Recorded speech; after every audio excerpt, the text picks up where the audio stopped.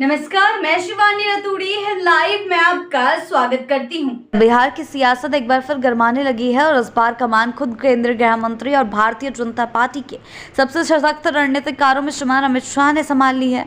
2025 के विधानसभा चुनाव की तैयारी का सीधा जायजा लेने अमित शाह बुधवार रात पटना पहुंचे, जहां पार्टी के वरिष्ठ नेताओं ने गर्मजोशी से उनका स्वागत किया।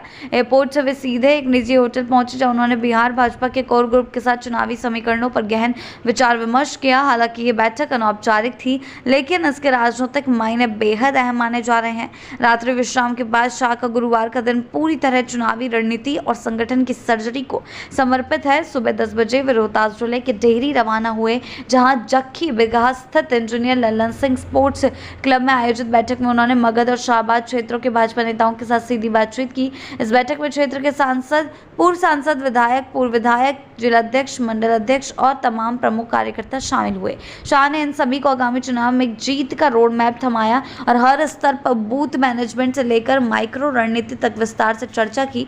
मगध और शाहबाद भाजपा के लिए लंबे समय से चिंता का सबब बने हुए हैं। 2020 के विधानसभा चुनाव में पार्टी की साख को गहरी चोट लगी थी और महागठबंधन ने लगभग पूरी तरह सफाया कर दिया था। हालिया 2024 के लोकसभा चुनाव में भी एनडीए को इस क्षेत्र से करारी शिकस्त झेलनी पड़ी। यही कारण है कि अमित शाह ने खुद को इस मोर्चे पर उतरने का फैसला किया है। भाजपा को यहाँ न सिर्फ पुनर्जीवित करना है, बल्कि मजबूत जनाधार तैयार कर दोबारा सत्ता के समीकरण साधने की शाह के दौरे से कोई सी रणनीतिक बदलाव की शुरुआत के तौर पर देखा जा रहा है।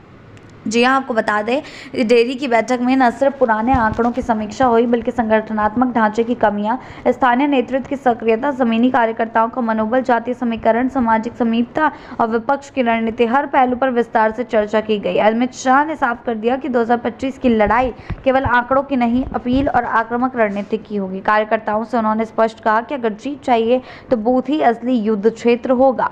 जी हाँ, सीधे तौर पर शाह की रणनीति यहीं खत्म नहीं होती। डेहरी की समीक्षा बैठक के बाद वे दोपहर में बेगूसराय पहुंचे, जहां बरौनी रिफाइनरी टाउनशिप स्थित स्टेडियम में भाजपा के 20 जिलों के नेताओं और कार्यकर्ताओं के साथ दूसरी बड़ी बैठक हो रही है। इस सम्मेलन में पटना, ग्रामीण पटना, महानगर, नालंदा, खगड़िया, जमुई, लखीसराय, मुंगेर, शेखपुरा समेत कई जिलों के भाजपा जिलाध्यक्ष, मंडल अध्यक्ष, सांसद, विधायक और प्रमुख कार्यकर्ता शामिल हैं। जी हां, आपको बता दें, बेगूसराय में होने वाली ये बैठक भी कम अहम नहीं है। पार्टी यहां से भावी रणनीति का स्पष्ट संदेश देना चाहती है कि आने वाला चुनाव अब केंद्र में के बड़े चेहरों की निगरानी में लड़ा जाएगा। शाह की ये यात्रा न सिर्फ कार्यकर्ताओं के लिए प्रेरणा है, बल्कि विपक्ष के लिए भी एक कड़ा संदेश है कि भाजपा अब अपने पुराने ढर्रे पर नहीं, बल्कि जमीन से जुड़कर लड़ाई करेगी।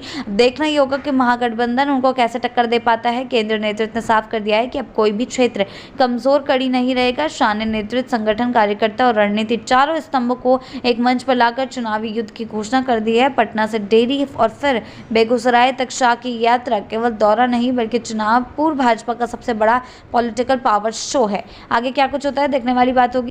ऐसी ही अपडेट्स के लिए जुड़े रहे हैं लाइव के साथ ही चैनल को सब्सक्राइब करना ना भूलें और हमारी फेसबुक और वेबसाइट के साथ भी जरूर जुड़ें।